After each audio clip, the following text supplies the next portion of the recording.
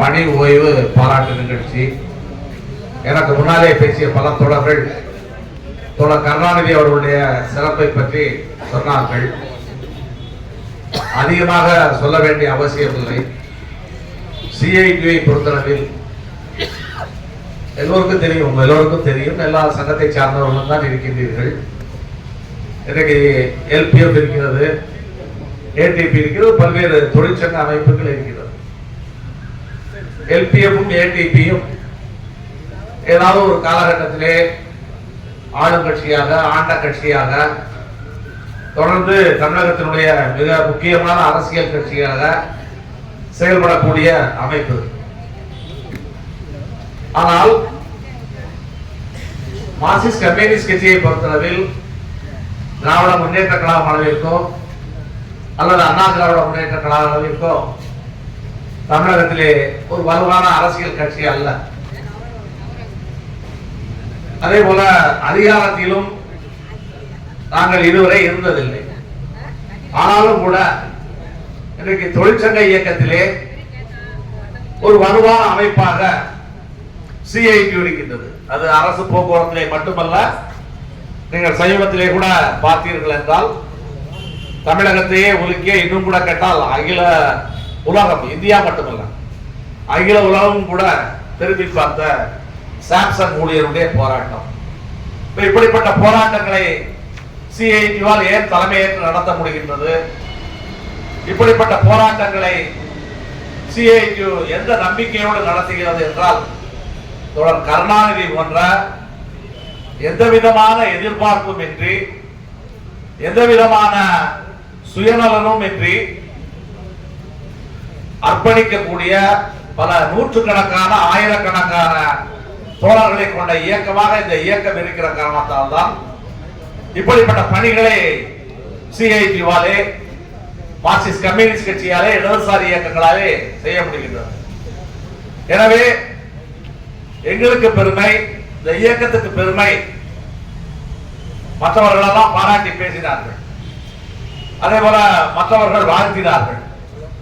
நம்முடைய தோழரை, நம்முடைய ஊழியரை மற்றவர்கள் இந்த அளவிற்கு வாழ்த்துகிறார் என்றால், நாம் காட்டிய பாதையிலே அவர் செய்த பயணம், நாம் காட்டிய பாதையிலே அவர் நடந்து கொண்டிருக்கக்கூடிய செயல்பாடுகள் தான் இவ்வளவுக்கு காரணம்.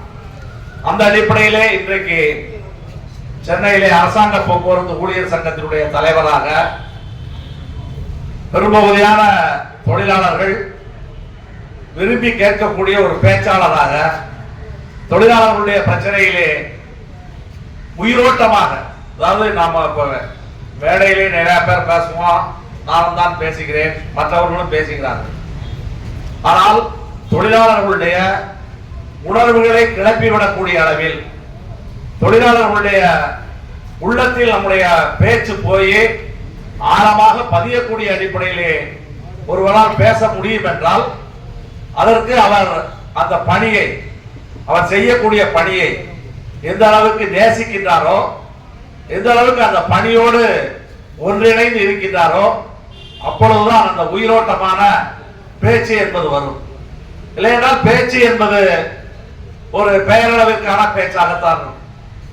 அந்த அளவிற்கு இன்றைக்கு தொழிலாளர்களுடைய பிரச்சனையிலே, சிஐடி முன்னெடுக்கக்கூடிய விஷயங்களிலே, தொழிலாளர்கள் எந்த பாதிப்புகளை எடுத்தாலும் கூட அந்த பாதிப்புகளுக்கு முன்வைக்கக்கூடிய தோழராக தோழர் கருணாநிதி என்பது இருக்கின்றார். ஏற்கனவே தோழர்கள் குறிப்பிட்டது போல தோழர் கண்ணனும் இங்கே குறிப்பிட்டார். அந்த குடும்பமே இடதுசாரி இயக்கத்திற்கு ஒரு மிகப்பெரிய சொத்து என்ற அடிப்படையிலே தான் அந்த குடும்பமும் இருக்கின்றது. அது அரசு போக்குவரத்து, அரசாங்க போக்குவரத்து ஊழியர் சங்கத்திலும் இவர் நிர்வாகியாக இருக்கின்றார். அதே போல விரைவு போக்குவரத்து கழகத்திலே தோழர் கண்ணன் நிர்வாகி, நம்முடைய சேனாம்பேட்டை சொசைட்டியிலே ஒரு டைரக்டர், அதே போல தஞ்சாவூர் மாவட்ட சிஐடியுடைய தலைவர். இது கிட்டத்தட்ட அந்த குடும்பமே தொழிலாளர்களுக்காக, தொழிலாளர்களுடைய நலனுக்காக பாடுபடக்கூடிய இயக்கம், சொல்லக்கூடிய பணிகளை சிறமே கொண்டு செய்யக்கூடிய ஒரு குடும்பம். எனவே தோழர் கருணாநிதி, அது அவர் குடும்பத்தினுடைய மூத்தவர், அவருடைய வழிகாட்டிலே தான் எங்களுடைய குடும்பம் இந்த அளவிற்கு வந்ததெல்லாம் என்று தோழர் கண்ணனும் குறிப்பிட்டார். கருணாநிதியை போன்ற தோழர்கள் தொடர்ந்து அவரை பார்த்து மற்ற தோழர்களும் கற்றுக்கொள்ள வேண்டும். அந்த அடிப்படையிலே தோழர் கருணாநிதியினுடைய பணியை அனைவரோடும் சேர்ந்து நானும் பாராட்டுகிறேன்.